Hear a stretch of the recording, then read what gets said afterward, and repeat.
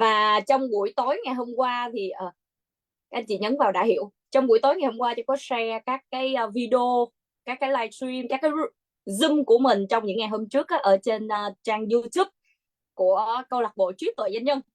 Các anh chị lên YouTube, các anh chị có thể search câu lạc bộ trí tuệ doanh nhân, hoặc là ở trên group Facebook cho cũng có share những cái nội dung của các cái buổi Zoom của những ngày trước, để các anh chị khi mà mình tham gia, có thể mình chưa kịp ghi chép, đúng không ạ, mình có thể là lên mình xem lại và nghe lại để ứng dụng một cách hiệu quả ha. Và cái lưu ý thứ ba là có thể bởi vì một số anh chị trước giờ mình cũng chưa có thói quen ghi chép, nhưng một trong những cái điều mà rất là quan trọng các anh chị, khi mà mình ghi chép thì nó sẽ tác động đến những cái sợi dây neuron thần kinh của mình và sẽ giúp cho mình ghi nhớ được cái kiến thức đó. Ví dụ như trong cái quá trình các anh chị nghe, thì mình nghe là một lần rồi, đúng không ạ, mình suy nghĩ thì nó sẽ sâu sắc hơn một lần nữa. Rồi khi mình nghe, mình suy nghĩ, chiêm nghiệm, và sau đó mình nhớ để ghi xuống, viết xuống các anh chị, thì mình lại nhớ một cái lần nữa. Cho nên là khi mà ở trong môi trường của mình thì có một cái văn hóa, đó chính là văn hóa ghi chép. Và khi mà ghi chép thì có một cái bí quyết mà các anh chị có thể là ghi chép, đó chính là mình sẽ ghi chép theo phương pháp sơ đồ tư duy. Mình sẽ không ghi chép theo phương pháp bình thường là liệt kê, tức là các anh chị gạch đầu dòng, đúng không ạ, và mình ghi từ trên xuống dưới. Mình sẽ không ghi theo cách đó các anh chị, mà mình sẽ ghi theo phương pháp sơ đồ tư duy. Tôi sẽ miêu tả ra để các anh chị dễ hình dung ha. Rồi thì có thể là ở giữa các anh chị vẽ bất kỳ cái biểu tượng gì cũng được hết. Thì ở đây cho sẽ vẽ một cái hình tròn cho đơn giản đi. Ví dụ như hôm nay là ngày số 4, và các anh chị hãy chọn một cái quyển sổ thật là to, có thể là chọn cái sổ nào mà giấy A4 ha. Rồi ngày 4, ngày hôm nay chủ đề là gì ạ? Lý do vì sao mà bạn chưa thành công lớn về tài chính. Các anh chị ghi ra tiêu đề chính. Rồi, và sau đó thì mình sẽ bắt đầu là vẽ ra những cái rễ, giống như những cái nhánh chính. Còn các anh chị muốn đẹp hơn một tí thì mình sẽ tô tô một tí ha, tô tô ngay cái phần từ ở trong gốc đi ra thì nó sẽ đậm hơn, càng ra ngoài thì nó nhạt hơn. Rồi có thể là cái nhánh đầu tiên thì mình coi coi là nội dung chính là cái gì, cái ý chính đầu tiên là cái gì, và từ cái ý chính này các anh chị thì có những cái ý phụ nào, giống như cái rễ cây đó. Và ngày hôm nay mình vẽ từ cái rễ chính trước. Cho nên ví dụ như ngày hôm trước chủ đề của mình là cách thiết lập mục tiêu về tài chính, đúng không ạ? Đó thì có bao gồm là 8 yếu tố. Thì ở đây mình có thể là ghi giả sử ví dụ thôi, mình ghi 8 yếu tố, không phải là chủ đề của ngày hôm nay các anh chị, cái chủ đề của cái ngày số 1, số 2 đó. Rồi yếu tố số 1 là gì, yếu tố số 2, số 3, rồi yếu tố số 4, 5, 6, 7, 8. Rồi và trong từng yếu tố thì sẽ có những cái lưu ý gì thì mình lại vẽ ra tiếp đó. Rồi nó giống như một cái rễ cây vậy đó. Và sau đó thì hết một cái ý chính đầu tiên thì mình có thể là bắt đầu vẽ xuống một cái ý chính thứ hai. Rồi mình có thể là chọn một cái màu khác, tô một cái màu khác để dễ phân biệt. Mình phân biệt ra là gồm có bao nhiêu ý.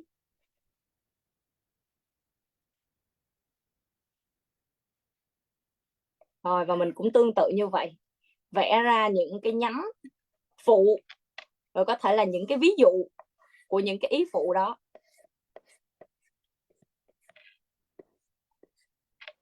Rồi sau khi hết cái ý chính đó thì mình sẽ ra một cái ý chính khác nữa.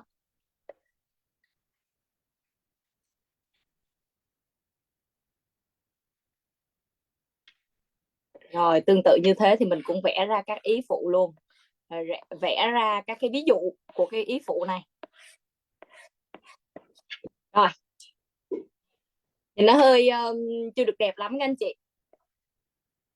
Tuy nhiên thì các anh chị vẽ trong sổ thì mình vẽ nhiều màu sắc thì nó sẽ đẹp hơn ha. Rồi mình có thể vẽ ra rất là nhiều cái ý. Khi mà các anh chị nhìn vào ở trong một cái bức tranh như thế này, ví dụ như giờ cho vẽ 5 cái ý chính đó, các anh chị nhìn vào các anh chị sẽ thấy là tổng cộng có 5 ý chính, và trong từng ý chính sẽ gồm có những nội dung gì. Thì khi mà mình nhìn vào ở trong một cái sơ đồ tư duy thì sẽ làm cho mình có thể là tổng hợp lại được, mình tổng hợp được là toàn bộ cái buổi Zoom ngày hôm đó nói đến chủ đề gì và gồm có bao nhiêu phần, bao nhiêu yếu tố. Thì khi mà mình xem lại các anh chị, mình cũng xem lại một cách rất là dễ dàng, và cái phương pháp này sẽ giúp cho mình rất là dễ nhớ. Thì cái phương pháp này ở trên mạng các anh chị có thể lên trên Google, mình search cái cách vẽ mind map hoặc là sơ đồ tư duy, mind map hoặc là sơ đồ tư duy nha. Đây là cái phương pháp mà học hiệu quả nhất của Tony Buzan đó. Và ở trong cái quyển sách mà Tôi Tài Giỏi Bạn Cũng Thế á, của Adam Khu cũng có đề cập đến cái phương pháp sơ đồ tư duy này. Đối với anh chị nào mà mình có con nhỏ mà đang học ở các cái cấp bậc mà tiểu học, trung học đồ, đúng không ạ, thì các anh chị cũng có thể hoàn toàn là hướng dẫn cho con cái của các anh chị học theo cái phương pháp sơ đồ tư duy này, ghi chép theo phương pháp sơ đồ tư duy, chứ mình đừng ghi theo kiểu liệt kê ra từ trên xuống dưới các anh chị. Nếu mà liệt kê như thế này thì khi mà mình viết nhiều quá mình sẽ không có hình dung ra được là nội dung đó gồm có bao nhiêu phần, bao nhiêu ý ha. Rồi, đây là cái phương pháp mà vẽ sơ đồ tư duy nha.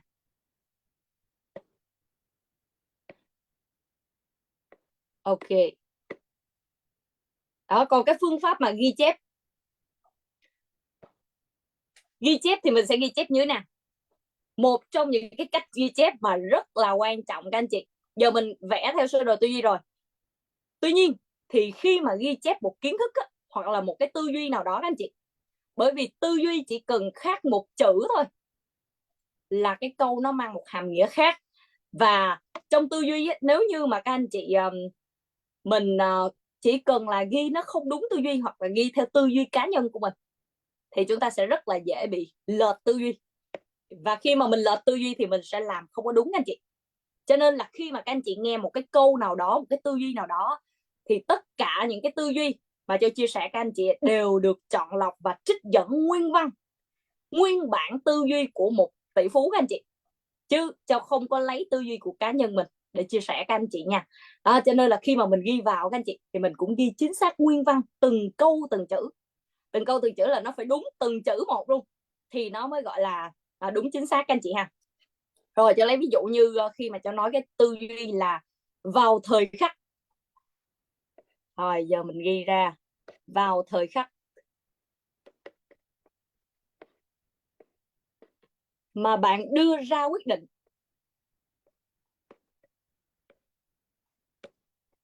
vào thời khắc mà bạn đưa ra quyết định, thì cái từ quyết định có thể là mình viết nó to to lên tí, mình in đậm một tí. Đây là cái từ khóa chính quan trọng đúng không ạ? Vào thời khắc mà bạn đưa ra quyết định, rồi phẩy số phận của bạn được hình thành.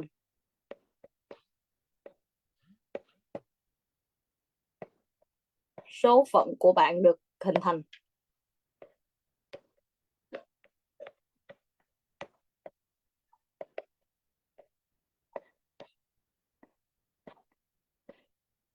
Rồi, và một cái câu thứ hai là mệnh lệnh của bạn.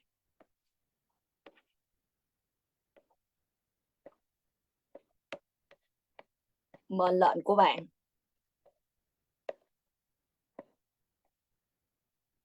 chính là mệnh lệnh của cả vũ trụ.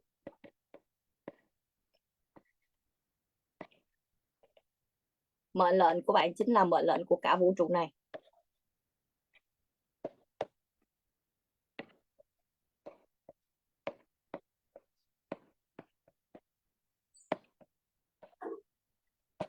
Rồi, đây là cái ví dụ, cho lấy ví dụ ghi các anh chị là ghi phải chính xác từng chữ như vậy luôn, để tránh trường hợp có những anh chị khi vừa chia sẻ xong đúng không ạ, thì các anh chị sẽ rút ngắn. Ví dụ như cái câu đầu tiên là vào thời khắc mà bạn đưa ra quyết định, số phận của bạn được hình thành. Các anh chị không có ghi theo câu này đâu, mình ghi xuống vở sao ạ? Mình ghi xuống vở là cần quyết định, cần ra quyết định.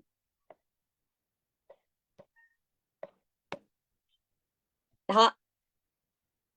Thì các anh chị rút ngắn cái câu lại, và khi mà sau này mình đọc cái câu cần ra quyết định thì mình đâu có hiểu đâu các anh chị. Và cái câu đó nó không có thể nào mà lột tả hết được cái ý nghĩa của cái câu nói mà vào thời khắc bạn đưa ra quyết định, số phận của bạn hình thành. Đó. Cho nên là khi mà các anh chị ghi á, mình không có rút ngắn lại, mình không có rút gọn lại theo tư duy cá nhân của mình, ghi nguyên văn nè, vào thời khắc mà bạn đưa ra quyết định, số phận của bạn được hình thành, ghi chính xác như vậy luôn các anh chị. Mệnh lệnh của bạn chính là mệnh lệnh của cả vũ trụ, ghi y chang vậy luôn, không sót một chữ luôn. Rồi ví dụ như có một cái tư duy nữa là gì ạ?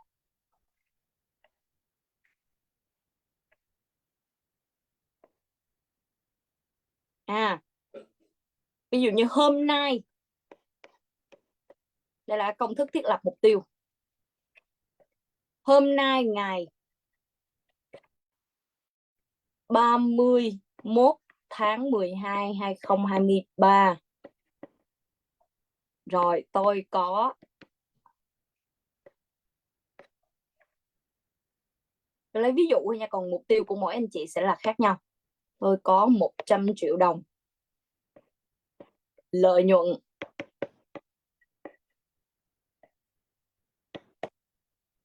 trong tài khoản ngân hàng Techcombank của tôi.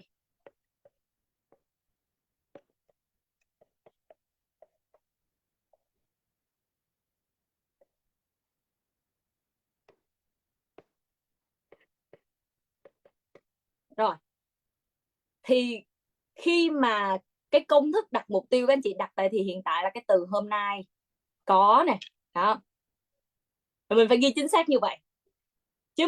Và đồng thời là thời gian, mốc thời gian là phải đầy đủ ngày tháng năm.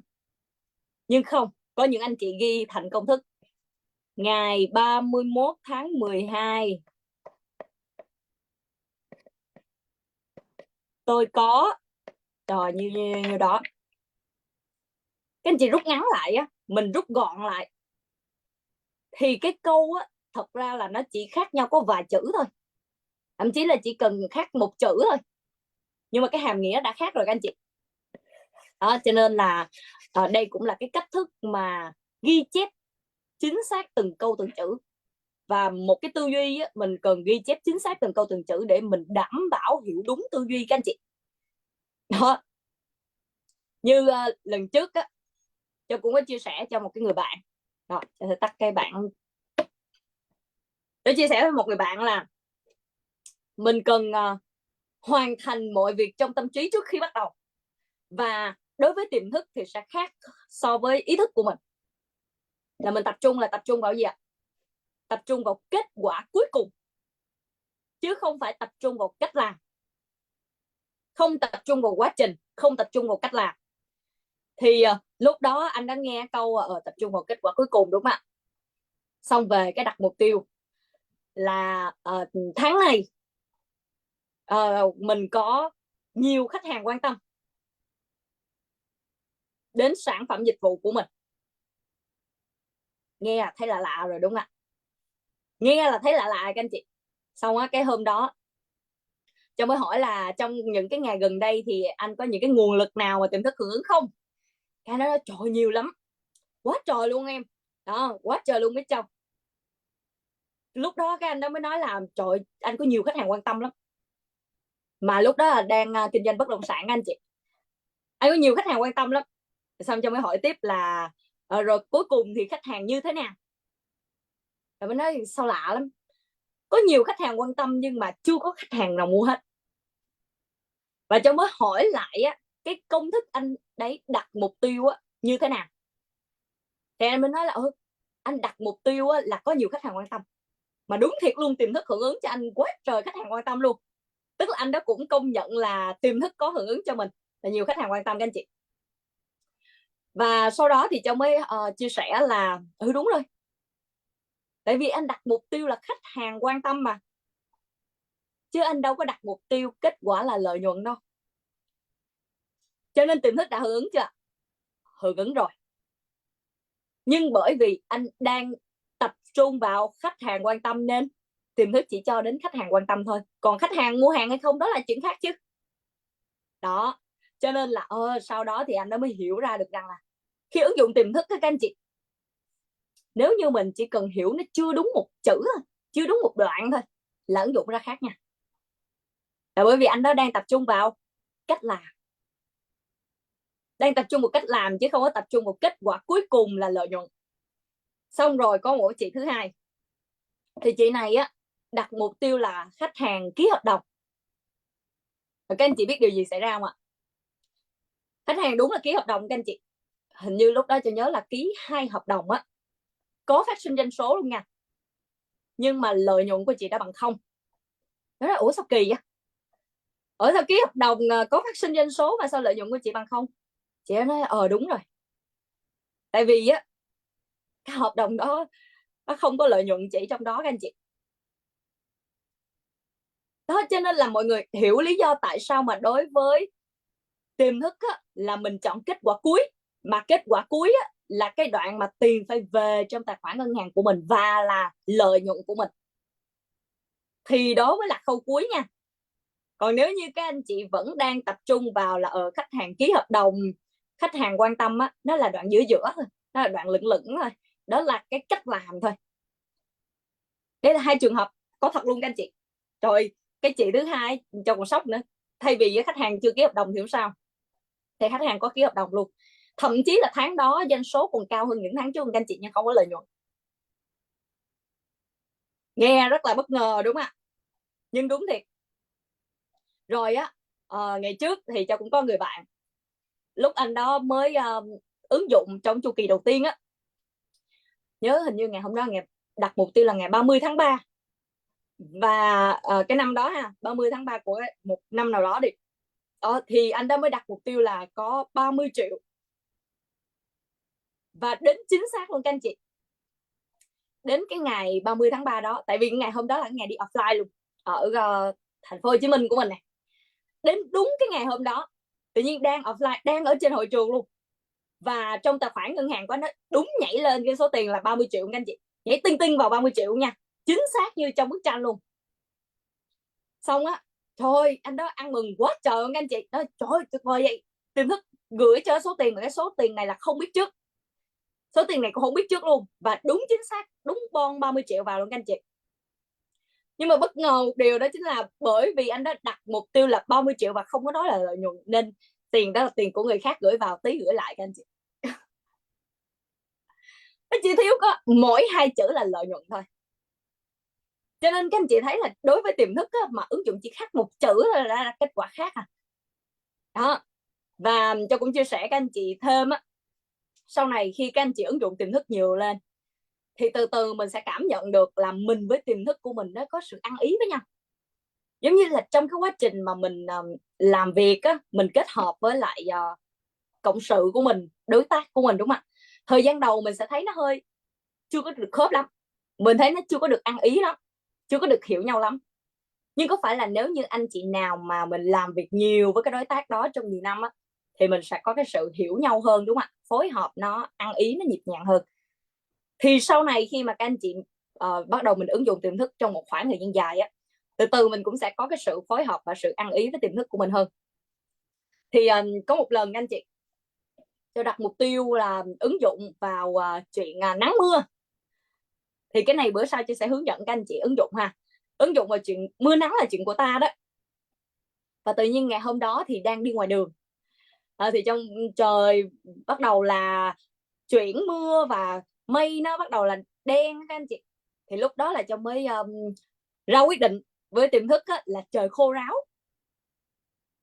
Và tự nhiên có một cái cảm giác gì đó, có một cái cảm giác ở bên trong của mình ấy, nó tự nhiên nó chợt lóe lên một cái ý nghĩ, lóe lên một cái ý nghĩ là khô ráo là sao. Thật luôn các anh chị, tự nhiên cái lúc đó mình cũng rất bất ngờ, tại vì thật ra là bình thường á Cho hay nói là trời khô ráo, đúng không ạ? Và tự nhiên có một cái giọng nói nó hỏi khô ráo là sao.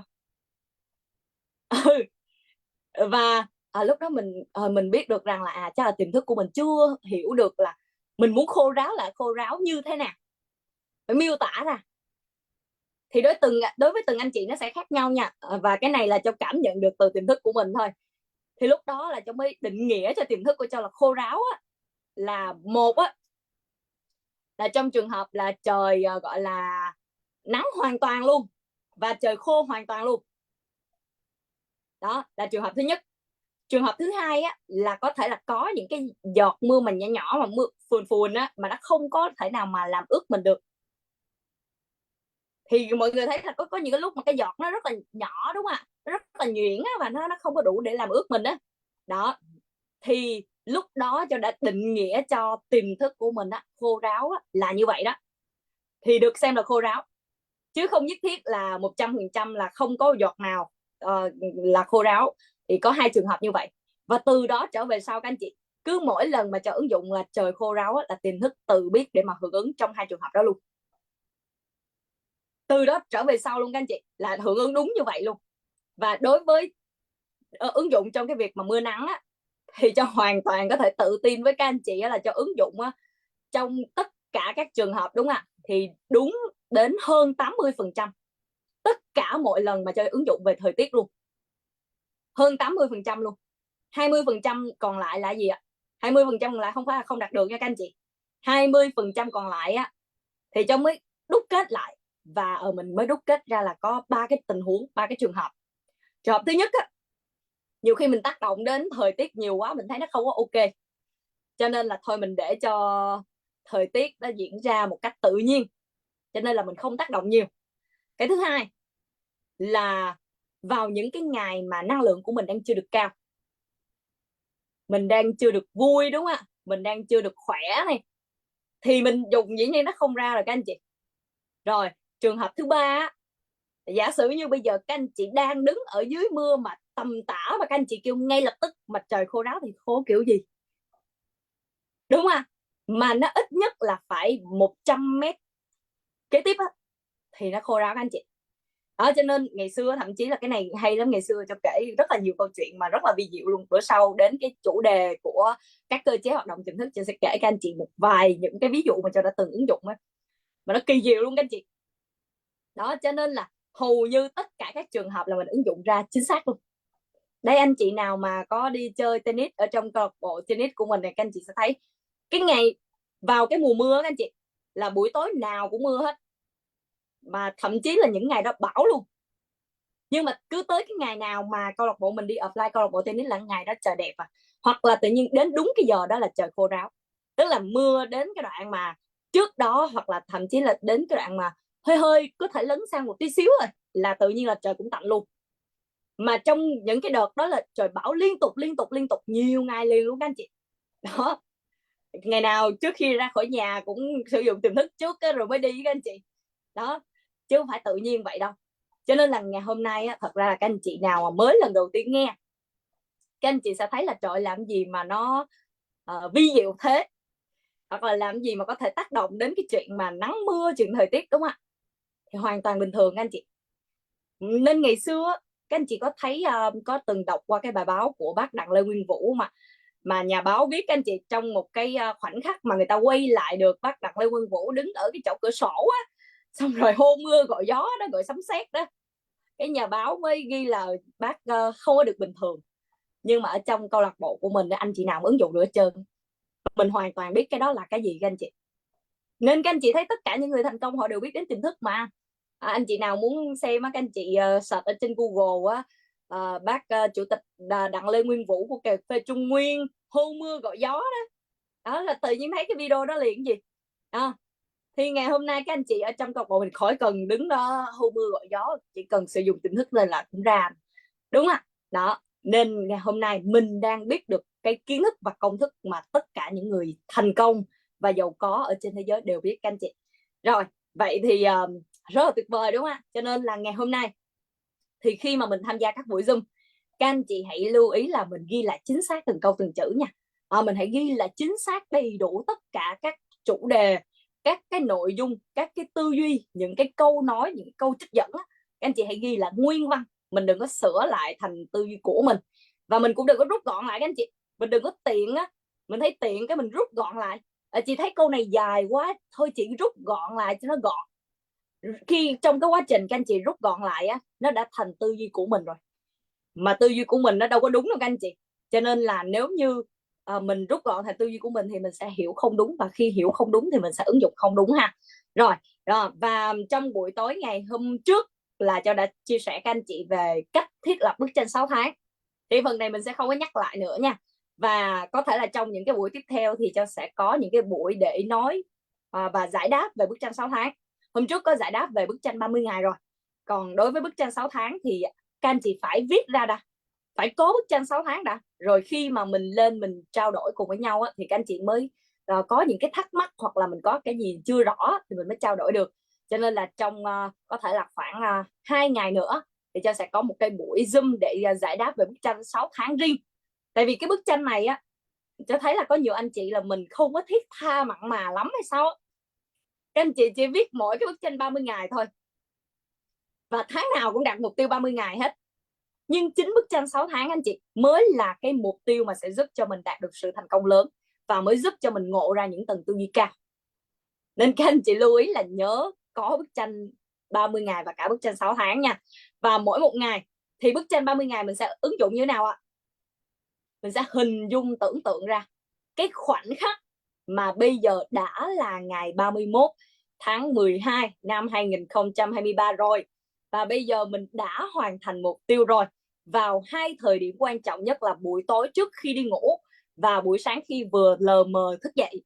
Và trong ngày thì mình hình dung tưởng tượng cái bức tranh này với đầy đủ hình ảnh, âm thanh, màu sắc, cảm xúc, ít nhất là từ 100 cho đến 200 lần trong một ngày. Rồi các anh chị hãy comment ở trong khung chat nếu như anh chị nào ngày hôm nay mình đã có hình dung đến bức tranh 30 ngày của mình rồi thì các anh chị comment cho phím 1000. Còn anh chị nào mà mình chưa thì mình comment phím 2000 ở trong khung chat. Mình viết ra mục tiêu rồi, nhưng ngày hôm nay quan trọng là các anh chị có nhớ đến nó hay không, hay là mình cất ở một xó rồi, mình mới viết ngày hôm trước và ngày hôm nay mình cất nó, đóng nó vô kho rồi.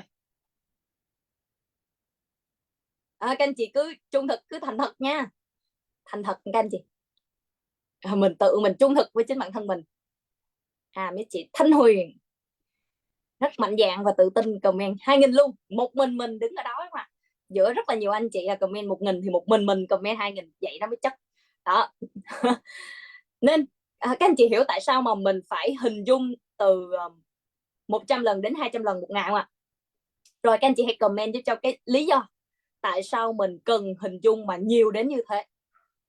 Các anh chị nào đã comment 1000, các anh chị hãy comment xuống cái lý do cho những anh chị mà đang comment phím 2000 á, hiểu là tại sao ngày hôm nay mình cần hình dung nhiều như vậy các anh chị. Rồi mình comment trong khung chat nha.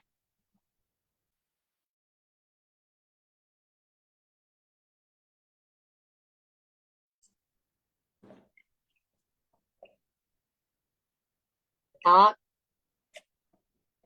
Rồi cho thấy là có nhiều anh chị là mình cũng đã có hình dung ngày hôm nay rồi. Hầu hết các anh chị đều có hình dung trong ngày hôm nay, nhưng quan trọng có hình dung nhiều hay không. Tại vì các anh chị hình dung một lần cũng gọi là hình dung, nhưng mà hình dung 100 lần nó khác.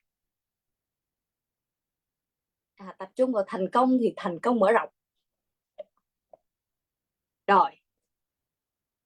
Rồi anh chị nào có những cái câu trả lời nào khác không ạ?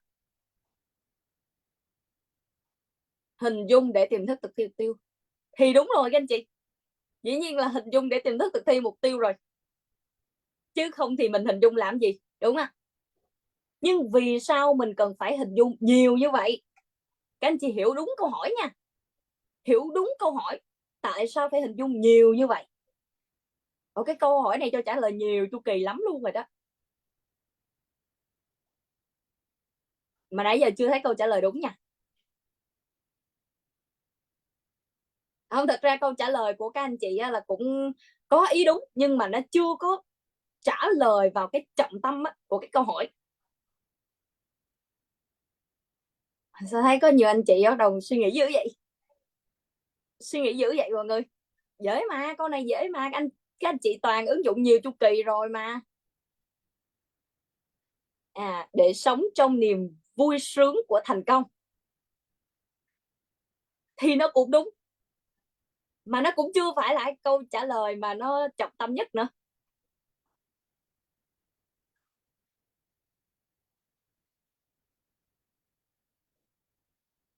Cảm xúc nhiều để được tiềm thức hiểu và hưởng ứng. Để tiềm thức biết đây là mệnh lệnh quan trọng cần thực thi ngay. Hình dung nhiều để tiềm thức tiếp nhận và thực thi. Nhưng mà để mệnh lệnh cho tiềm thức thực thi. Rồi, bingo, xin chúc mừng Miss Willy. Và câu trả lời đầy đủ nhất đó chính là trung bình thì một ngày chúng ta có ít nhất là 60.000 suy nghĩ tự nói với chính bản thân mình mỗi ngày. Và mỗi suy nghĩ lại là một mệnh lệnh đối với tiềm thức. Tức là trong cả một ngày dài, từ lúc các anh chị vừa mở mắt thức dậy cho đến chiều tối khi mà mình đi ngủ á, thì mình đang gieo liên tục hàng chục nghìn, hàng trăm nghìn, hàng triệu suy nghĩ. Nó đại diện cho hàng triệu những cái mục tiêu mỗi ngày.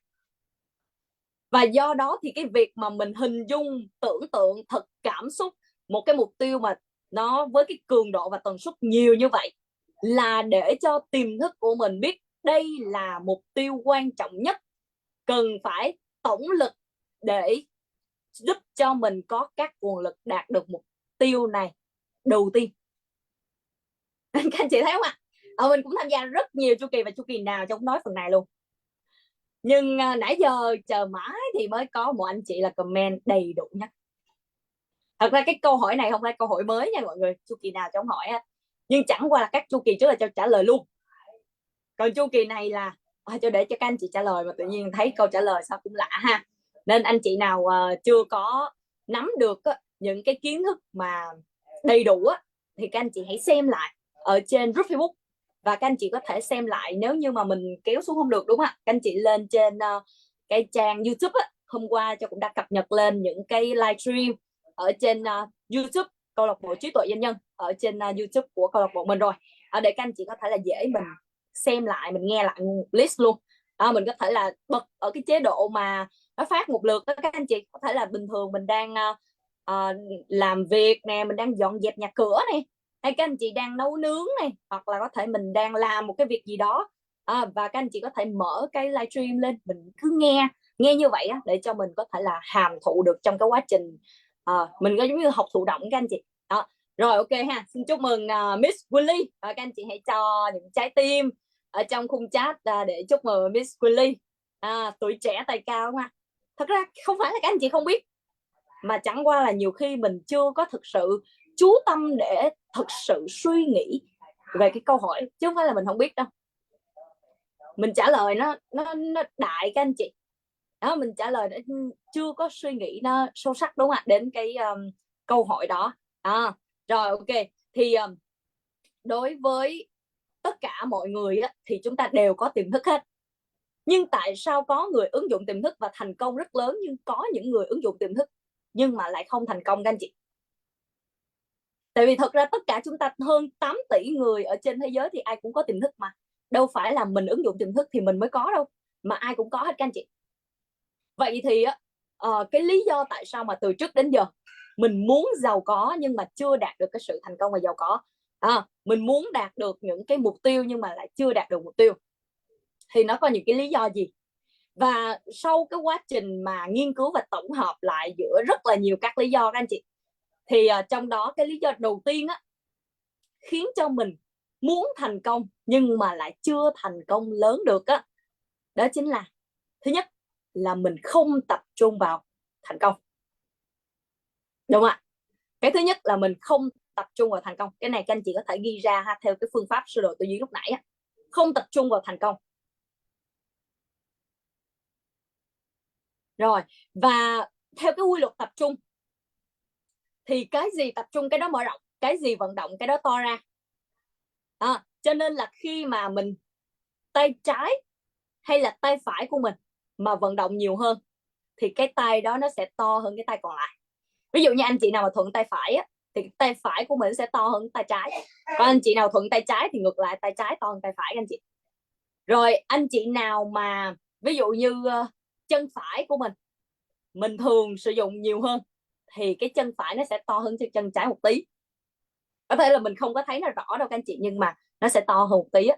Rồi ví dụ như khi mà mình tập gym á, mình đi đến phòng gym mình tập ví dụ như mình tập vai nè, hay là ngày hôm đó mình tập đùi, hôm đó mình tập eo, hôm đó mình tập mông, đúng không ạ? Đó, tập cho cái vòng 3 các anh chị. Đó, thì cái ngày nào mình tập những cái bài tập ở cái nhóm cơ nào thì cái nhóm cơ đó nó sẽ phát triển, đúng không ạ?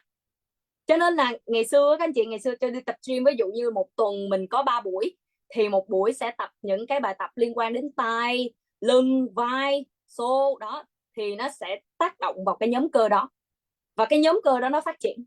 Còn cái ngày tiếp theo thì mình sẽ tập những cái động tác liên quan đến chân, liên quan đến đùi, vân vân, thì nó sẽ tác động đến những cái nhóm cơ ở chân của mình. Tại vì những nhóm cơ kia mình phải để cho nó nghỉ ngơi, cho nên là mình có thể là chuyển đổi các cái bài tập trong một tuần á. Rồi ví dụ như đến cái ngày khác thì mình tập ở các cái nhóm cơ khác, thì cái nhóm cơ sẽ phát triển. Thì quy luật tập trung này các anh chị, nó xuất hiện ở trong tất cả mọi khía cạnh trong cuộc sống của mình luôn. Cho nên là bình thường á, đa phần chúng ta tại sao thấy cuộc đời của mình nó không có được như ý. Có nhiều anh chị đang ở phòng chờ.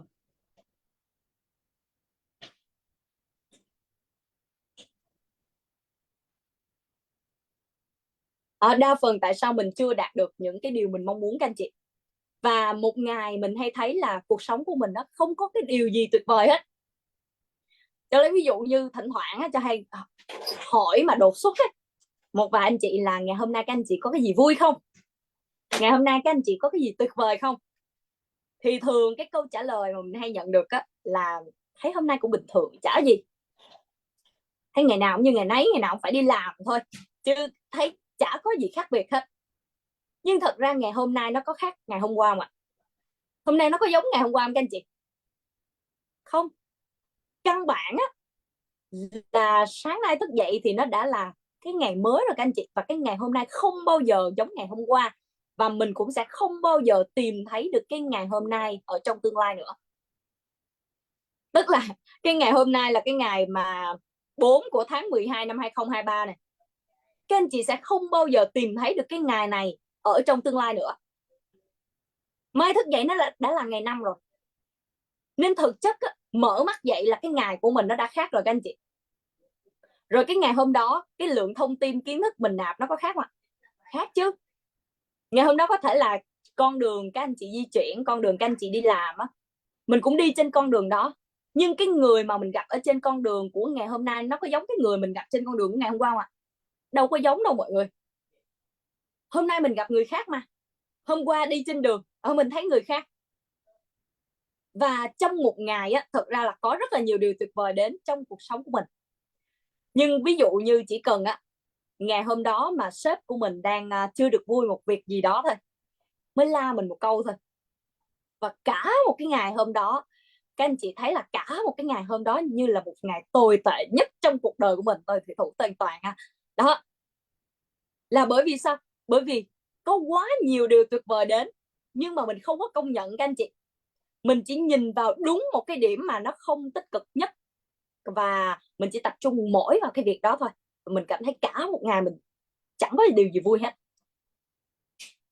Cho nên là cái quy luật tập trung á, mình tập trung vào cái gì thì mình sẽ nhìn thấy cái đó, và nó sẽ mở rộng cái đó ra. Rồi bây giờ thì để mà các anh chị có thể là mình thực hành luôn một cái quy trình ngắn, thì bây giờ các anh chị có thể chúng ta nhìn quanh một cái căn phòng của mình đang ngồi ha. Các anh chị hãy nhìn quanh cái căn phòng của mình đang ngồi. Rồi, và bây giờ thì các anh chị hãy nhìn vào những cái vật thể nào mà có màu cam đi. Những cái vật thể nào mà có màu cam.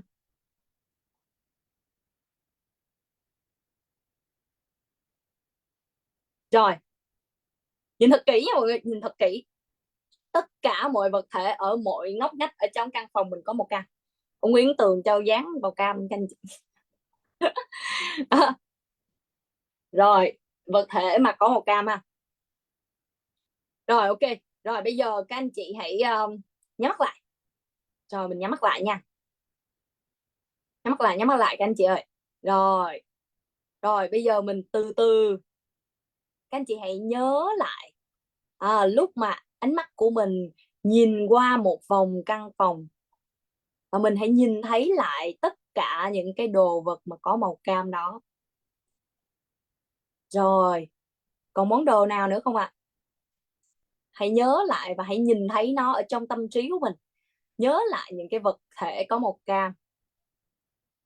Rồi, và bây giờ thì các anh chị hãy cố gắng nhớ lại trong lúc mình nhìn những cái vật thể có màu cam thì các anh chị đã nhìn thấy những cái vật thể nào có màu xanh lá cây.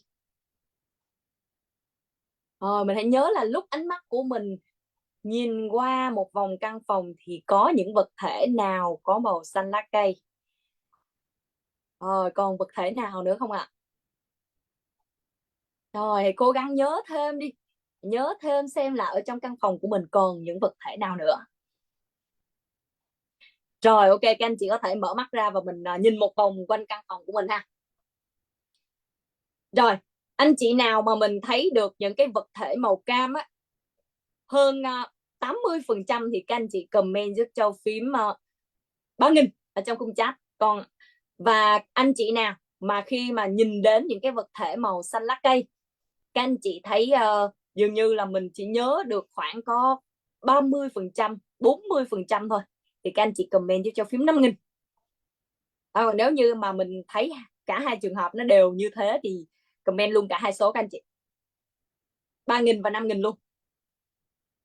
Tức là mình thấy màu cam nhiều hơn á, và mình thấy màu cam rất là rõ, còn đối với những cái vật thể màu xanh lá cây á thì mình không có thấy nhiều.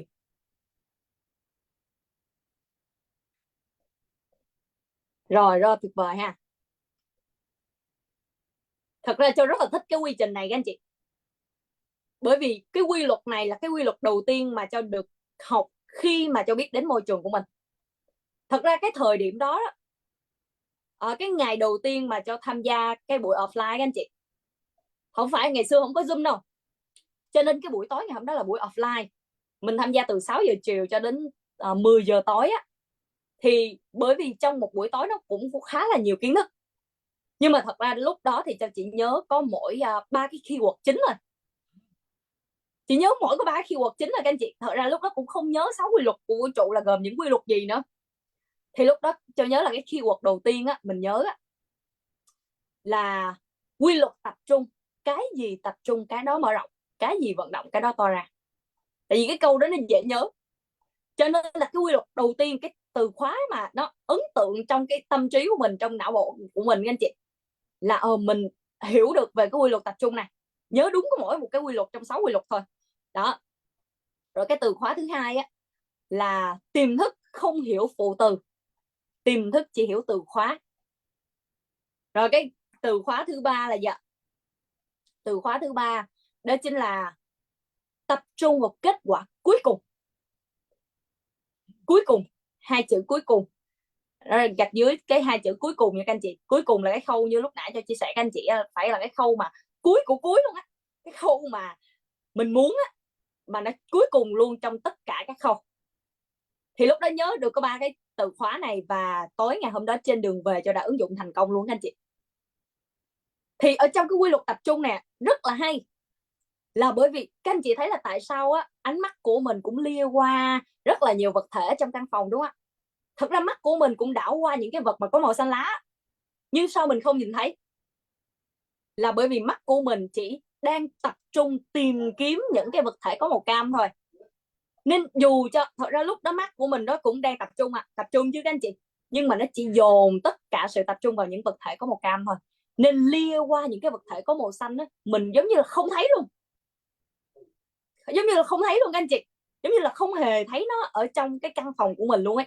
Có thể là các anh chị nào mà trí nhớ mà khá là tốt ấy, thì có thể là các anh chị cũng nhớ được một vài vật thể, còn đa phần là mình không thấy luôn, mặc dù là mình đã nhìn qua một căn phòng của mình nhiều lần rồi, rất là kỹ luôn đó.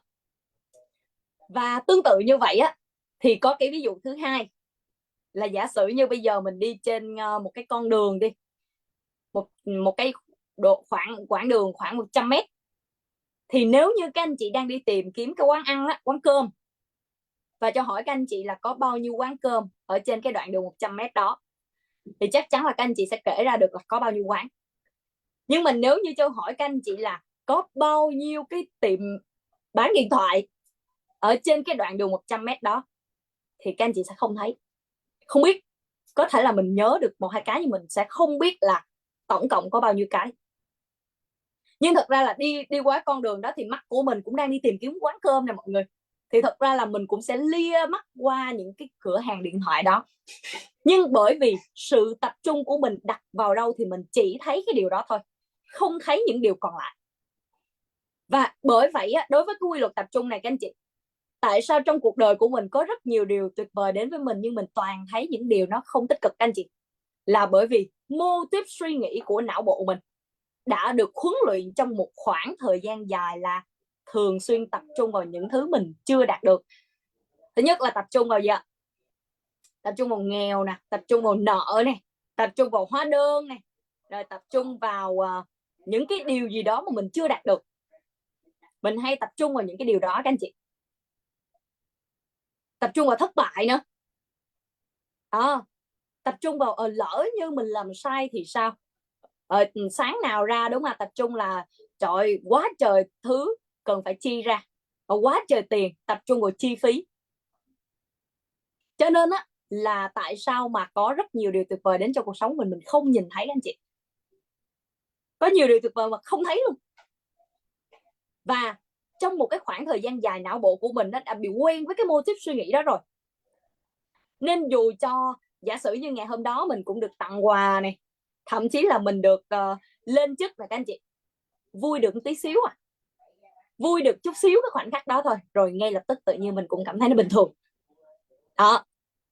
Và do đó làm cho cái cuộc sống của mình lúc nào mình cũng cảm thấy là sao nó không có được như ý. Thậm chí là kể cả là cuộc sống của mình hiện tại đã biết bao nhiêu người mơ ước được cái vị trí đó, đúng không ạ? Biết bao nhiêu người họ ước ao đạt được giống những điều mà mình đang có các anh chị. Nhưng mà chính bản thân mình thì lúc nào mình cũng cảm thấy là nó không có được ok hết, là bởi vì do cái mô típ suy nghĩ của mình, đúng không ạ? Vậy thì cái sự khác biệt của một người thành công và một người mà không thành công các anh chị, hoặc là thành công chưa lớn đó chính là đa phần thì những người không thành công họ hay tập trung vào thất bại, họ hay tập trung vào nghèo, tập trung vào nợ, tập trung vào những khoản chưa dư. Tôi thủy thủ toàn toàn.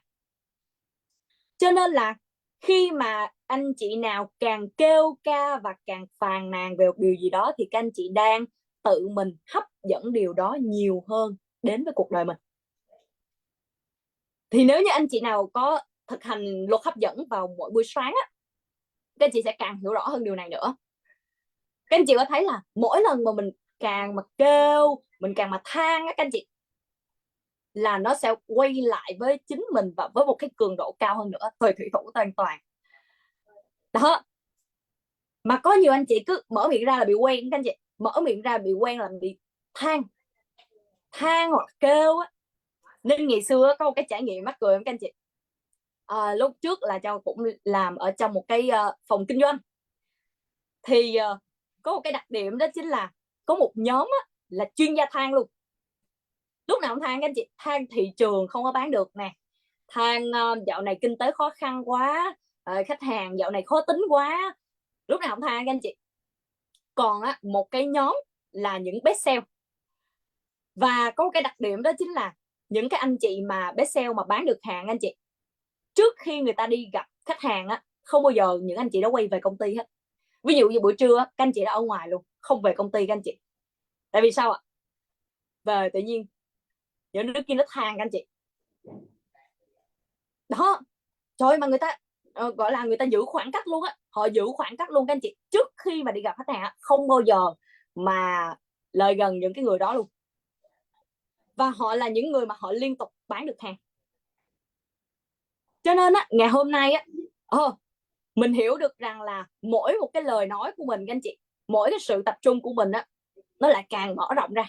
Càng tập trung vào cái điều gì nhiều thì điều đó nó sẽ được nhân lên và khuếch đại lên, quay ngược trở về với mình. Nên các anh chị nhớ giúp cho một điều là đối với tiềm thức là cấp số nhân. Nên các anh chị hiểu được cái combo mà vừa ứng dụng tiềm thức mà không có tư duy về tài chính, không ạ? Là vừa ứng dụng tiềm thức, vừa ứng dụng luật hấp dẫn mà lúc nào cũng kêu và than thì các anh chị là cái người mà không thành công đầu tiên không phải là người khác đâu. tôi thị thủ hoàn toàn. Tại vì nó sẽ hấp dẫn đến nhiều một điều, và thậm chí là với một cường độ rất là cao, và quay ngược trở về với mình các anh chị.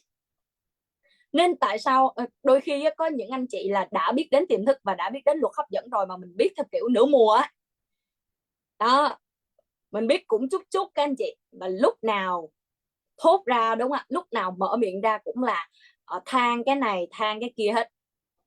Thậm chí á, có cái câu chuyện mà các anh chị sẽ thường hay thấy, đó chính là mình thì muốn là mối quan hệ trong gia đình của mình tốt lên, ngày nào cũng thực hành, sáng thì vô thực hành biết ơn thấm thiết luôn các anh chị, xong lên công ty á, mở miệng ra câu đầu tiên á là chồng tao như thế này, mẹ chồng tao như thế kia, sáng mới biết ơn xong các anh chị, rồi cuối cùng cũng không biết là các anh chị có biết ơn không nữa đó. Giống như mình bị quen á, mình bị cái mô thức của mình các anh chị. Hoặc là sáng mới biết ơn tiền bạc, trong ngày hôm đó lại than không có tiền đó, thì mình hay bị mâu thuẫn á, và mình không có nhất quán ở trong tất cả các suy nghĩ của mình.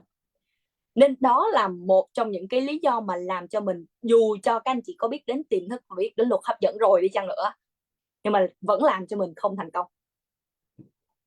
đó.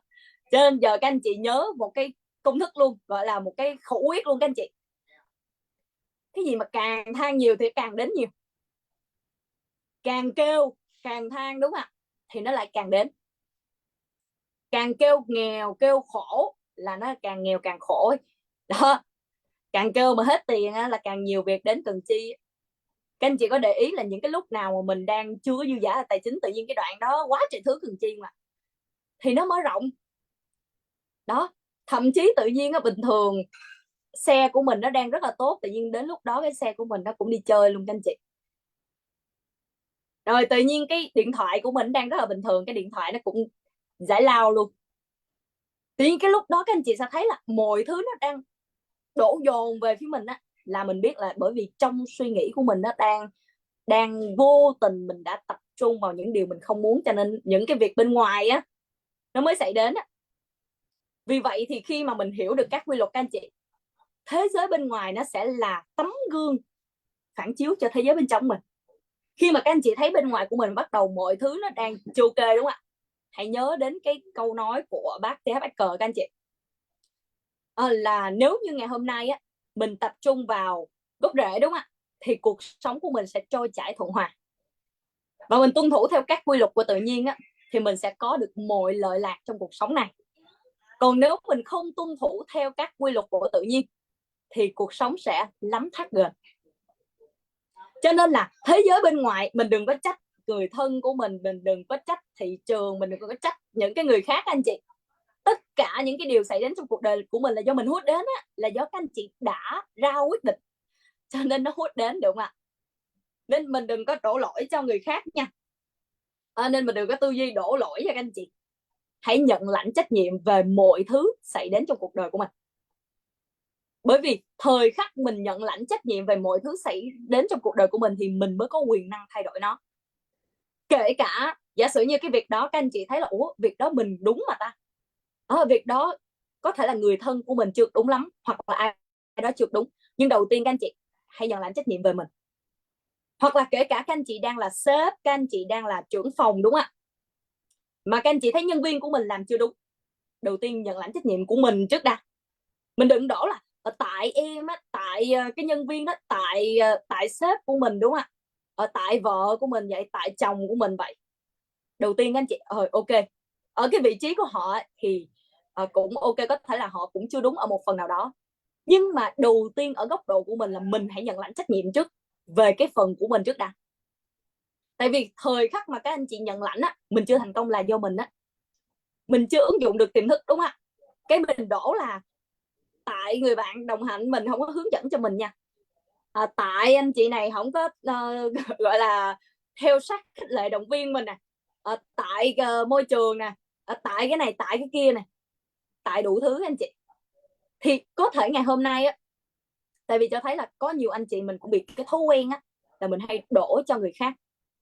Bởi vì thực chất cái điều này cũng rất là dễ hiểu thôi, bởi vì không có ai mà muốn mình là cái người mà bị phán xét hết các anh chị.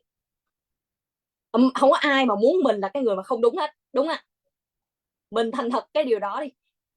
Tuy nhiên á, ngày hôm nay các anh chị, mình đổ lỗi cho người khác á, mình sẽ cảm thấy thoải mái lúc đó. Mình sẽ cảm thấy là bởi vì mình làm đúng mà, mình đâu có lỗi đâu, đúng không ạ? Mình đổ cho người khác thì mình cảm thấy thoải mái. Nhưng mà ngày hôm nay á, nếu như mình không có nhận lãnh trách nhiệm các anh chị, thì mình sẽ không có quyền năng để thay đổi cái điều đó, cái kết quả đó. Còn giả sử như ngày hôm nay mình nói ok rồi, mình ứng dụng chưa đúng, đúng không ạ? Cho nên là cái kết quả nó ra chưa như ý. Đầu tiên mình nhận lãnh trách nhiệm, đó là do mình trước đã. Có thể là do mình học tập nó chưa nghiêm túc, mình ứng dụng chưa đúng, có thể là vô tình mình đã có những suy nghĩ nào đó chưa đúng mà giao phó cho tiềm thức rồi. Chứ có những anh chị là trách luôn cả tiềm thức luôn, rồi đổ lỗi xong rồi trách người trách đời, đúng không? Duy nhất cái người mà không trách các anh chị là duy nhất một mình thôi, là mình không bao giờ trách. Còn ngày hôm nay á, khi các anh chị đảo ngược lại, đổi ngược lại đi, mình có cái tư duy là nhận lãnh trách nhiệm cho mọi điều xảy đến trong cuộc đời của mình ấy, thì các anh chị sẽ có quyền năng để thay đổi những kết quả đó. Tại vì ngày hôm nay mình biết rồi, thế giới bên trong tạo ra thế giới bên ngoài, đúng không ạ? Những cái điều nó đang hiển lộ ra trong cuộc sống của mình là do mình hút đến các anh chị, là do mình đã từng nghĩ đến vào một khoảnh khắc nào đó và tiềm thức đã mang đến. Vì vậy á, hôm trước các anh chị có một cái câu chuyện là Châu cũng tự nhiên có một cái khoảng thời gian dài mình không có sử dụng một cái gói mà nó bôi ở ngoài da, giống như trong những cái lúc mà da của mình hơi chưa được ok, mình hay sử dụng cái gói đó các anh chị. Cái tự nhiên cái ngày hôm đó là Châu mới chợt nghĩ đến là như lâu rồi mình không có dùng cái này. Tại vì đang thường cái gói đó mình hay để ở trong phòng tắm á anh chị. Và tự nhiên cái ngày hôm đó tình cờ mình thấy cái gói đó thôi, cái mình lóe lên một cái suy nghĩ là hình như lâu rồi mình không có cái việc gì hết, cho nên mình không có dùng đến cái gói này á. Đúng chính xác, tự nhiên ngày hôm sau luôn các anh chị, mình giống như là bị nhiệt miệng các anh chị đó, từ thủy thủ hoàn toàn nha. Và tự nhiên mình cần sử dụng đến cái gói đó. Rồi giờ sao? Lẽ mình đổ lỗi, mình trách tiềm thức các anh chị? Không, lúc đó tự nhiên cái chồng mới nhận lạnh các anh chị. Mình cảm ơn tiềm thức và sau đó mình xin lỗi tiềm thức.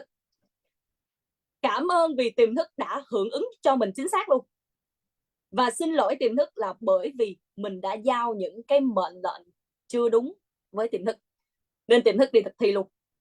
Tại vì tiềm thức của mình giống như một đứa trẻ anh chị, không phân biệt đúng sai, giao cái gì cũng đi thực thi hết, nên mỗi ý nghĩ của mình là một mệnh lệnh với tiềm thức. Và ngay lúc đó tự nhiên cho đó cảm ơn tiềm thức nhưng mà xin lỗi tiềm thức. Đó, tại vì ngày hôm nay các anh chị biết rồi, mỗi suy nghĩ của mình nó sẽ hiện thực hóa ra bên ngoài. Mà đặc biệt là anh chị nào càng ứng dụng càng nhiều chu kỳ càng lâu á, thì tiềm thức của mình rất là nhạy luôn các anh chị. Nên đó là lý do tại sao mình hãy ở thật gần môi trường nha. Các anh chị nhớ tham gia Zoom đầy đủ nha. Mình ở gần môi trường để tư duy của mình liên tục tăng lên. Bởi vì cái thời khắc mà tư duy mình không tăng lên các anh chị, mình hay có những cái suy nghĩ lung tung á, những suy nghĩ vu vơ, và tiềm thức đi thực thi hết luôn. Mà bởi vì tiềm thức nó đang nhanh, đúng không ạ? Đang hưởng ứng tốc độ nhanh các anh chị, cho nên là nó ra cũng nhanh. Điều tốt nó ra cũng nhanh, mà điều chưa tốt nó ra cũng nhanh. Cho nên mình đừng ở gần những đứa mà nó hay bơm những cái câu mà không tốt nha. Ngày xưa cho có một đứa bạn, cái lúc mà cho ứng dụng tiềm thức các anh chị, mà đặc biệt của cái đứa bạn này rất hay nói những điều không tích cực, mà cứ mỗi lần nó nói là về cái tự nhiên nó vô mình luôn. Đó, tự nhiên cái người bạn đó thì không có bị gì hết các anh chị, nhưng mà tự nhiên cái ngày hôm đó cái mình vô tình mình nghe xong cái về cái nó vô mình luôn. Tại vì sao? Tại vì mình đang ứng dụng tiềm thức. Còn cái người bạn đó nói vậy thôi chứ thật ra bạn cũng chả ứng dụng tiềm thức. Đó, cho nên mình phải rất là bảo vệ mảnh đất màu mỡ tiềm thức của mình. Cần lựa chọn nói chuyện với ai, cần lựa chọn là ở trong môi trường nào, đọc những thông tin gì, và cần phải liên tục phát triển tăng trưởng chỉ số IQ về tài chính của mình lên. Cái này nó quan trọng lắm các anh chị. Những bữa sau mình đến những cái chủ đề tiếp theo á, để các anh chị có thể là sẽ càng ngày mình càng thấy rõ ha. Đó, vì vậy ngày hôm nay thì mình cần cài đặt lại và huấn luyện lại trong cái mô típ suy nghĩ của mình á, là tập trung vào thành công. Thì thành công sẽ nuôi dưỡng thành công, và thành công này sẽ nối tiếp và tạo nên cái tiền đề, tạo nền tảng cho những thành công tiếp theo, đúng không ạ? Nên các anh chị có thể ghi những cái câu, ví dụ như thành công thì nuôi dưỡng thành công thì nối tiếp thành công. Thành công này chính là bước đà, bước đệm cho những thành công tiếp theo. Có 3 câu ha: thành công nuôi dưỡng thành công, thành công nối tiếp thành công, và thành công này chính là bước đà bước đệm cho những thành công lớn tiếp theo. Và điều này hoàn toàn rất là hay luôn. Khi mà trong ngộ ra được cái tư duy này, các anh chị, mỗi cái khâu mà tập trung vào thành công này của quy luật tập trung thôi, và cuộc đời của mình nó đã thay đổi phần lớn luôn các anh chị. Anh chị nào mà chỉ cần ngộ đúng một cái nội dung này thôi mà các anh chị áp dụng triệt để thì các anh chị đã thấy cuộc đời của mình bắt đầu nó bước sang một cái trang mới rồi đó. Mà chưa cần nói đến là những cái quy luật tiếp theo luôn, chưa cần nói đến những cái bước tiếp theo. Dĩ nhiên là phải có thêm những cái bước tiếp theo nữa, nhưng mà chỉ cần anh chị nào nhớ cái nội dung này á, và các anh chị cài đặt lại, huấn luyện lại não bộ của mình á. Não bộ của mình nó cũng cần được huấn luyện các anh chị, chứ không có thể nào mà để cho nó thích nghĩ gì nghĩ được. Mình cần huấn luyện và chủ động lựa chọn những cái suy nghĩ đúng à. Rồi vậy làm sao để bây giờ não bộ của mình nó hay tập trung vào thất bại nè, tập trung vào nghèo, tập trung vào nợ, tập trung vào khổ này, tập trung đủ thứ những cái điều không tích cực hết đó. Thì giờ làm sao để mình huấn luyện cho não bộ của mình nó tập trung vào thành công đây? Vậy thì trước giờ mình có rất là nhiều điều tuyệt vời đến với mình, nhưng mà mình không có ghi nhận các anh chị đó. Mình hay tự trách chính bản thân mình là sao mình chưa làm được, sao mình không có như người ta, rồi sao mình không có được như cái cuộc sống mình mong muốn, đúng không ạ? Thực chất là mình rất là giỏi, nhưng mà chẳng qua là bởi vì mình đang tập trung vào không có đúng chỗ các anh chị, và làm triệt tiêu đi cái động lực và làm cho mình mất đi một cái nguồn vốn quan trọng nhất để thành công á, đó chính là niềm tin vào chính bản thân mình là người thành công. Chưa cần biết các anh chị có cái vốn như thế nào, nhưng tất cả những người thành công họ đều có một thứ rất là mãnh liệt, đó chính là niềm tin vào chính bản thân mình là người thành công các anh chị. Đó là cái nguồn vốn đầu tiên, và nó sẽ quyết định đến 50% sự thành công. Rồi sau đó mới bắt đầu là đến những cái khâu mà thực hành và bắt đầu là hành động để hiện thực hóa cái mục tiêu đó. Cho nên là cái quy trình mà mỗi ngày để cho mình bắt đầu cài đặt và huấn luyện cho não bộ của mình đó chính là chúng ta sẽ tập trung và tổng kết ít nhất là từ 3 cho đến 5 thành công trong một ngày. Nhưng mà tổng kết thành công thì cho cô lưu ý là các anh chị nhớ là mình ăn mừng thành công. Trong cái từ ăn mừng thành công, nó đã hàm nghĩa là vui, ghi nhận và cảm xúc với thành công đó. Các anh chị ghi luôn đi chứ mình đừng nhớ không. Vui, ghi nhận và cảm xúc với từng thành công mà mình ăn mừng. Trong cái từ ăn mừng là mình đã biết là nó vui rồi. Tôi nghĩ là cái này nó cũng dễ hiểu, nhưng mà không, nếu không nói ra thì có những anh chị cũng không hiểu. Trời, các anh chị lên ăn mừng thành công rồi nói cái gì? Trời, ăn mừng thành công dữ chưa? Rồi có cái đoạn nào tới cái đoạn mừng chưa? Các anh chị ăn mừng thành công như thế này: hôm nay chị có nhiều thành công tuyệt vời lắm, chị thấy vui lắm, chị thấy ngày hôm nay nó có nhiều những điều kỳ diệu đến trong cuộc đời chị lắm. Rồi đang ăn mừng giữa chừng các anh chị, hôm nay tiềm thức cũng hưởng ứng cho chị cũng khỏe lên, mà sáng nay thì thấy nó hơi chưa được ok một tí. Vừa mừng mà vừa trách luôn các anh chị. tức là vừa ăn mừng tiềm thức mới câu trước ăn mừng câu sau trách tiềm thức.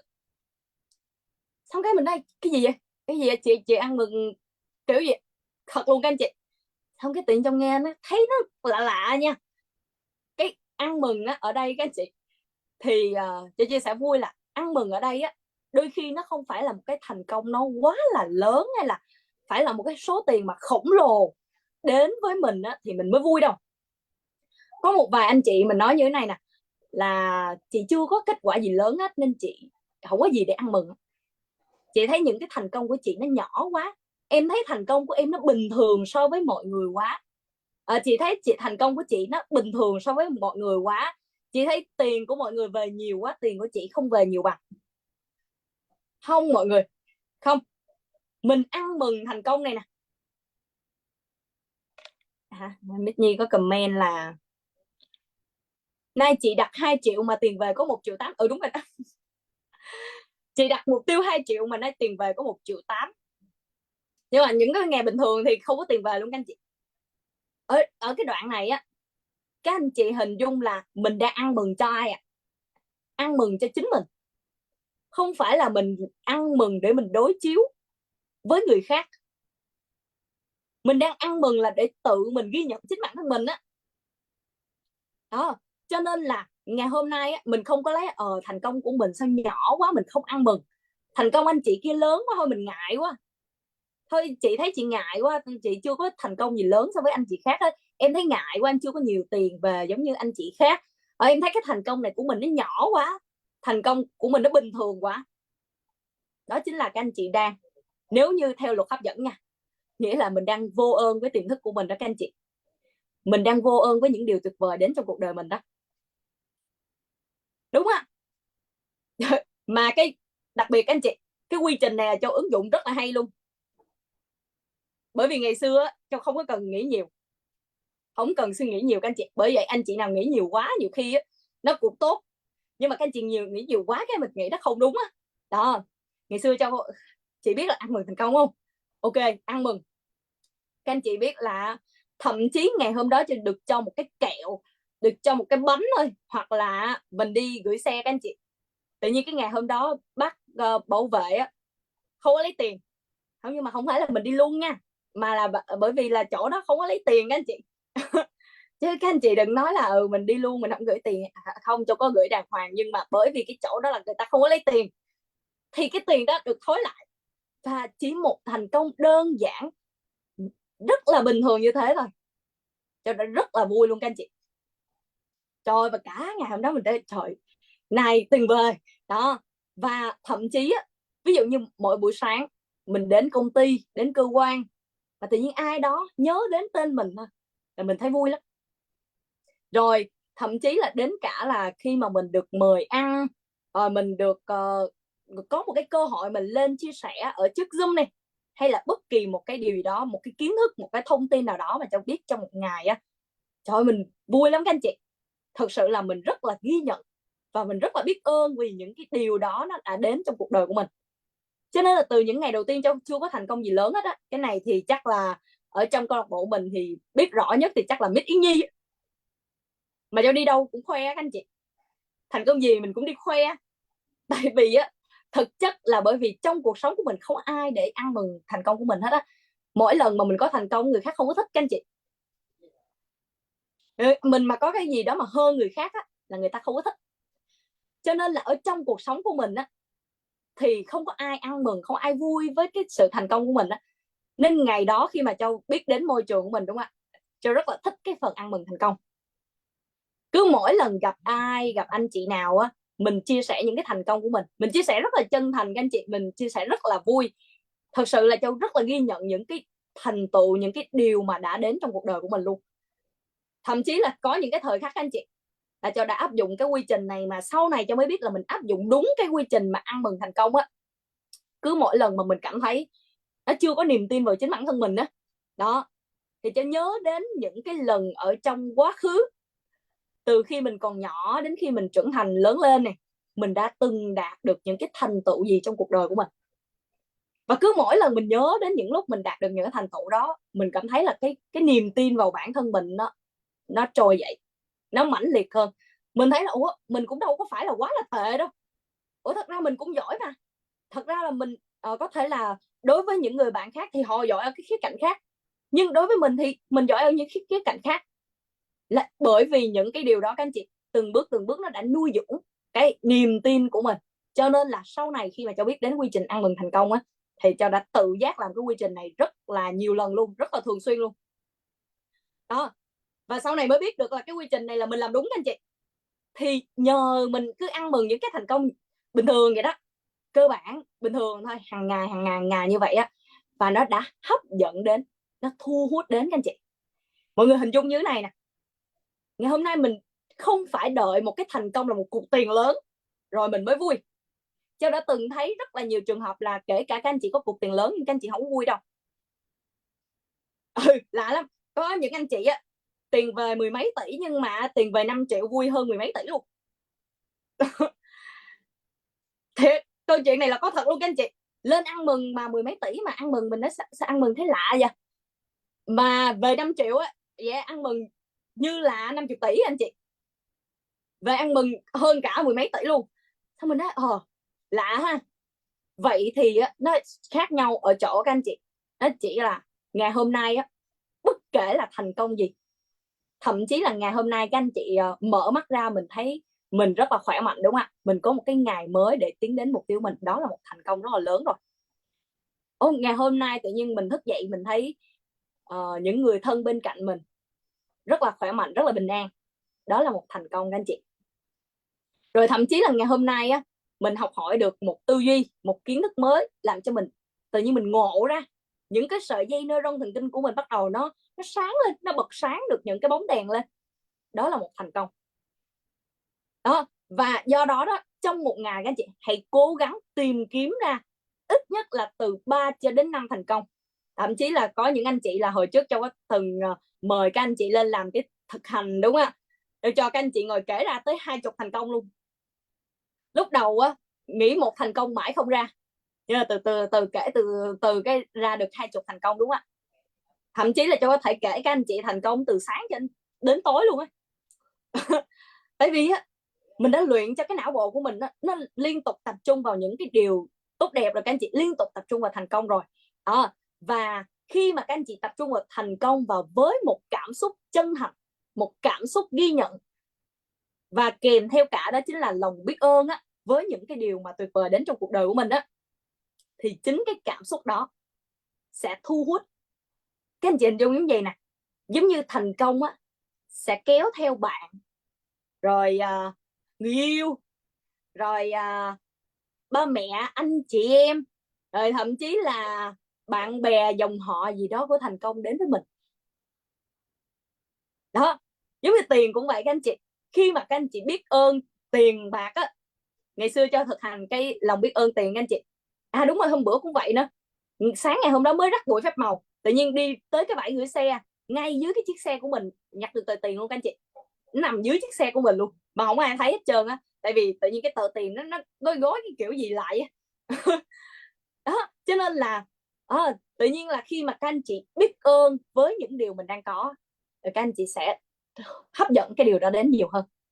Nên cái việc mà mình ăn mừng những cái thành công bình thường đơn giản của ngày hôm nay nè, là để cho ngày sau những thành công lớn nó mới đến với mình. Nếu ngày hôm nay các anh chị không biết ơn 1.000 đồng các anh chị đang có trong túi á, không bao giờ các anh chị có được 1 tỷ đâu, không bao giờ mình có được 10 tỷ đâu các anh chị.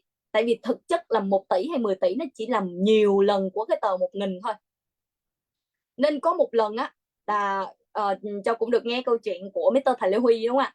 Thầy đi ra ngoài đường các anh chị, và thầy thấy cái tờ tiền mà 50.000 á, thầy quăng luôn cái cặp, thầy chạy tới lụm tờ tiền 50.000 đó các anh chị, trong khi là cái giỏ của thầy ở bên trong nó rất là giá trị nha. Đó, và sau đó thì Châu mới thấy là có một người bạn mà cái anh đó là cũng là cái người kinh doanh, người gốc Ấn Độ luôn các anh chị, và sang Việt Nam của mình kinh doanh này. Thì lần đó là Châu cũng được nghe cái câu chuyện y chang như vậy đó. Tức các anh này đang đi ngoài đường các anh chị, thấy cái tờ tiền mà 1.000 Việt Nam đồng á, anh ấy chạy tới và nhặt cái tờ tiền đó luôn. Trời ơi, xong rồi ăn mừng theo cái kiểu mà Ấn Độ anh chị. Thì tự nhiên làm cho mình mới chợt nhận thấy là hóa ra thì tất cả những người mà thành công á, họ đều rất trân quý từng đồng tiền một, chứ không phải là đợi tới khi mà có nhiều tiền rồi họ mới trân trọng anh chị. Bởi vì họ trân trọng từng đồng tiền một cho nên họ mới có nhiều tiền. Còn đa phần mình chờ là mình có nhiều tiền rồi mình mới trân trọng. Cho nên là ngày hôm nay khi mà mình hiểu cái điều này các anh chị, mình sẽ ghi nhận và biết ơn với từng cái thành công nhỏ, từng cái khoản tiền mà hiện tại mình đang có, thì mình mới có được nhiều hơn. Nên cái câu mà rất là hay ở trong quyển luật hấp dẫn á, là ai sẵn lòng biết ơn á thì người đó sẽ được cho nhiều hơn á. Còn cái người nào mà không có sẵn lòng biết ơn thì kể cả những gì mà anh ta hay cô ta có thì cũng sẽ bị tước đi. Tức là thời khắc mà mình cảm thấy cái việc gì đó là điều hiển nhiên, cái việc mà người khác giúp cho mình là điều hiển nhiên, tiềm thức giúp cho mình là điều hiển nhiên rồi. Và thậm chí là hôm trước cũng có những anh chị chia sẻ câu chuyện cũng khá là hay. Tự nhiên mình nghĩ là ngày nào mình cũng được nhận link Zoom là điều hiển nhiên rồi, tự nhiên hôm đó tôi gửi làm sao mà tự nhiên không gửi tới các anh chị đó luôn các anh chị. Tự nhiên thấy 2 ngày cái mình không có link Zoom mình vào luôn, là bởi vì bình thường mình thấy cái việc mà mỗi ngày mình có cái link Zoom là điều hiển nhiên rồi, đúng không ạ? Tự nhiên ngày hôm đó thật ra Châu cũng không có chủ đích là không gửi các anh chị, mà không hiểu kiểu gì á, mà chắc là gửi nhiều quá cái xong rồi gửi nó cũng bị sót đi đó. Và bởi vậy thì ngay tại thời khắc này, đúng không ạ, bất kể các anh chị đang có điều gì hãy biết ơn cái điều đó. Và mỗi ngày mình hãy huấn luyện cho não bộ của mình tập trung vào thành công ha. Đây chính là cái khâu đầu tiên các anh chị, bước đầu tiên để mình trở nên thành công. Và ngoài cái việc mình ăn mừng với thành công của chính mình, thì cái thứ hai nữa đó chính là mình hãy ăn mừng và chúc phúc cho thành công của người khác. Hãy thật sự chân thành đi các anh chị. Hãy chân thành, mình thật sự chúc phúc cho thành công của người khác, cho thành công của người mà đạt được những điều mình muốn rồi. Thông thường á, khi mà mình thấy ai đó mà thành công hay giàu có hơn mình á, mình sẽ sinh ra một cái tâm lý là đố kỵ, ganh tị, hoặc là mình cảm thấy giống như là ai đó mà họ thành công hơn á, là mình bị mất phần á. Mình có cái cảm giác mà ở đồng nghiệp của mình hoặc là ai đó mà tự nhiên họ lên chức, đúng không, là mình có cảm giác nó lạ lắm. Cái này thì chắc là nhiều anh chị cũng có nè ở trước giờ không ạ? Thật ra là mình cũng vui vui, cũng cười cười các anh chị, nhưng mà mình có cái cảm giác giống như là hơi hơi mình nhen nhóm lên á, một chút cái gì đó nó hơi ganh tị một tí đó. Và nó có cái cảm giác là sao người đó không phải là mình ha, sao cái điều đó nó chưa phải là mình ha, sao điều đó nó chưa đến với mình ha. Đó, thì sau này các anh chị thì cháu mới biết là thật ra cái cảm xúc đó không tốt cho mình. Bởi vì cái người mà đạt được mục tiêu á, nghĩa là họ đang cùng trường năng lượng, cùng tần số với cái điều mình muốn, đúng không ạ? Mà bây giờ cái tâm lý của mình, cái suy nghĩ và cái tần số của mình, cái cảm xúc của mình đang không có được thích họ, thì nghĩa là mình đang không cùng tần số với điều mình mong muốn. Tính chất bắt cầu. Tính chất bắt cầu các anh chị. Đó, cho nên là ngày hôm nay á, mình chúc mừng cho thành công của người khác. Thật ra người ta có thành công hơn hay không á, phụ thuộc vào họ có nỗ lực hay không các anh chị, chứ không phải do mình chúc. Mình chúc người ta họ cũng chẳng thành công hơn đâu. Họ thành công hơn hay không họ cũng phải nỗ lực mà. Và thật ra ngày hôm nay họ thành công, họ cũng phải cố gắng và nỗ lực rất là nhiều các anh chị. Cho nên á, là ngày hôm nay mình hãy thật tâm và hãy chân thành chúc phúc, ăn mừng với thành công của người khác đi. Mình cứ ăn mừng đi các anh chị, cứ vui với thành công của người khác đi. Và chính cái việc mà mình ăn mừng và chân thành chúc phúc cho thành công của người khác á, thì tiềm thức của mình sẽ hiểu rằng là chủ nhân của tôi cũng thích điều này, và cho mình chính xác cái điều mà giống như thế. Cho nên là cái việc mình chúc mừng cho người khác á, thật ra không phải là vì người khác đâu các anh chị, vì mình á, vì chính mình các anh chị, chứ không phải vì người khác ha. Nhưng mà các anh chị lưu ý là chúc mừng mình không phải là chúc ngoài miệng, chúc mừng chị nha, chúc mừng anh nha, chúc ngoài miệng thế, mà thật sự là trong sâu thẳm trái tim của mình chân thành chúc phúc cho họ, chúc phúc cho cái người mà đã đạt được điều mình muốn rồi. Và mình cũng tránh cái trường hợp như thế này. Giả sử như đi ngang chiếc xe ô tô, hay chiếc xe ô tô đẹp quá, đó là làm gì giàu thế, chắc làm gì đó không ok, đúng không ạ? Mà thích xe đó không?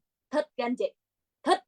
Nhưng mà thôi, nhưng mà giàu này hơi không ok thôi đó.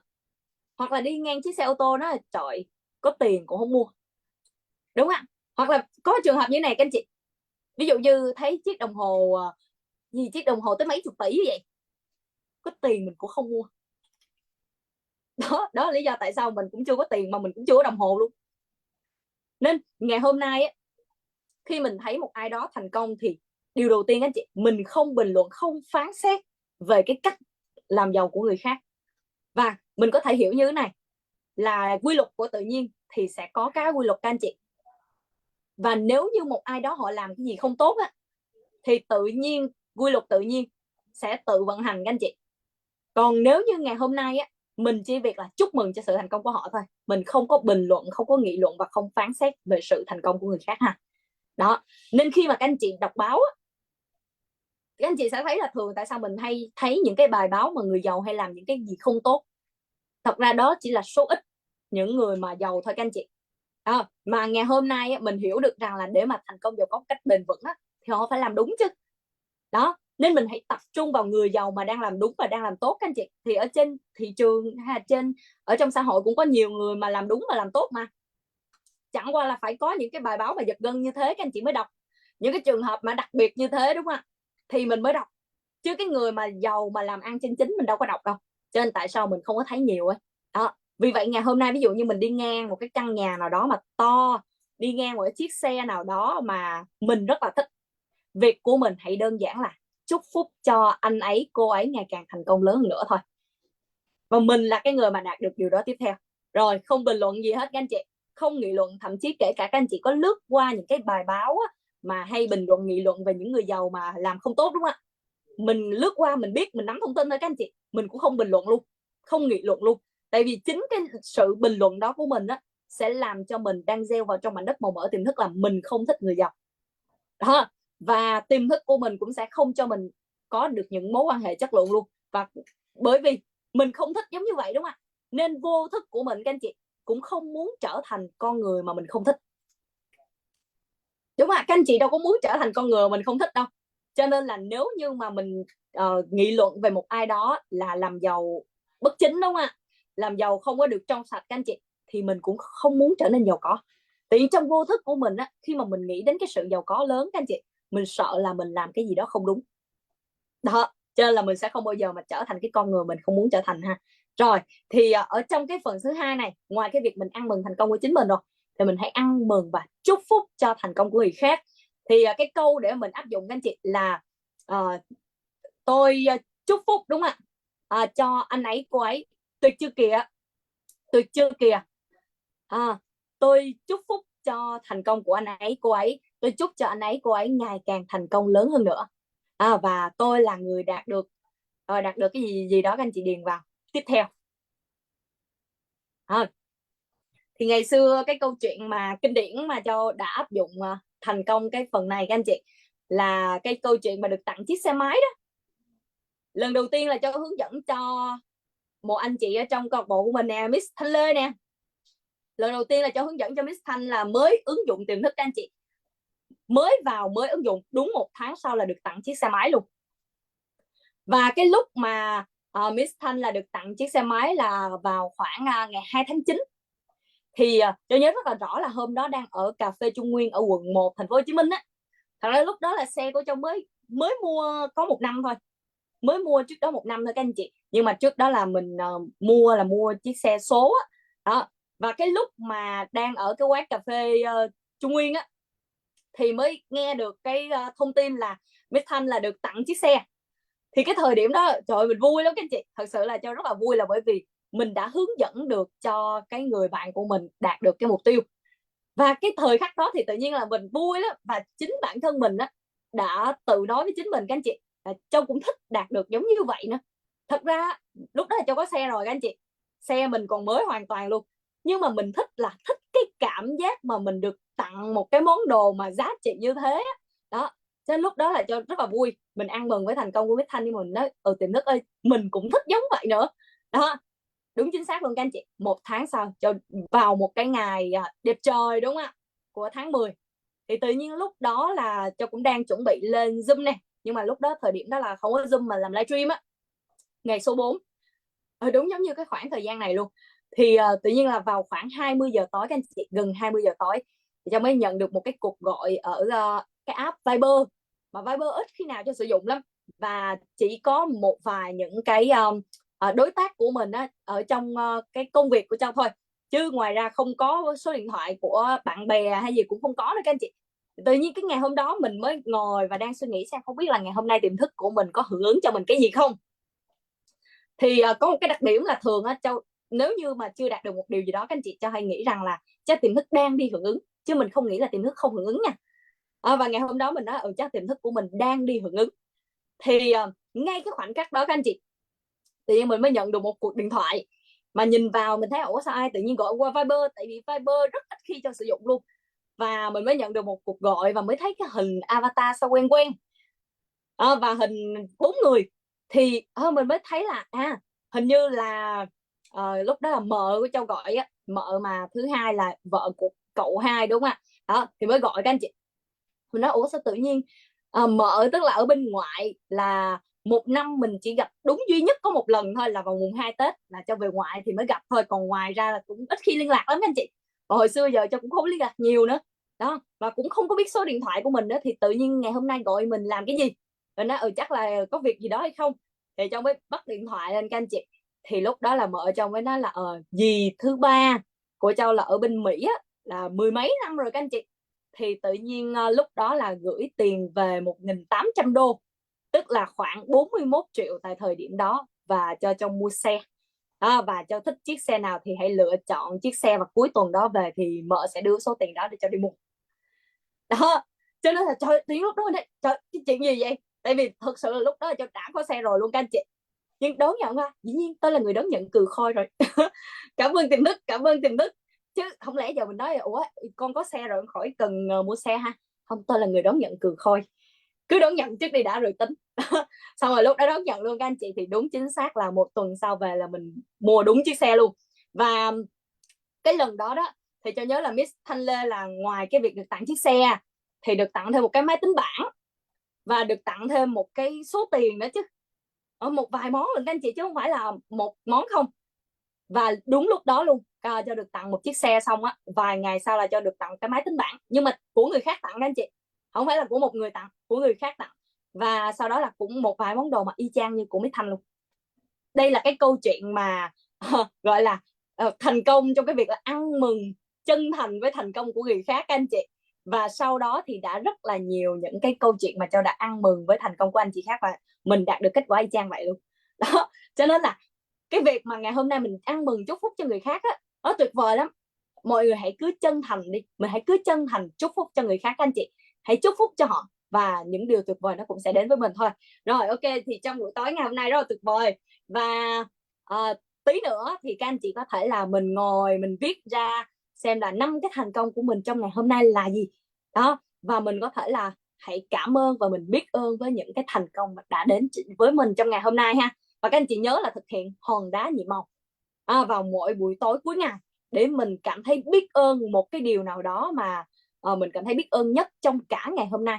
Để làm gì ạ? Khi mà mình tìm kiếm ra cái điều mình cảm thấy biết ơn nhất á, thì tự nhiên mình sẽ nhớ lại rất là nhiều điều mình cảm thấy biết ơn. Đúng không? Các anh chị thấy là cái luật hấp dẫn nó có giống với lại tiềm thức mà, nó có những cái cũng tương đồng đó các anh chị.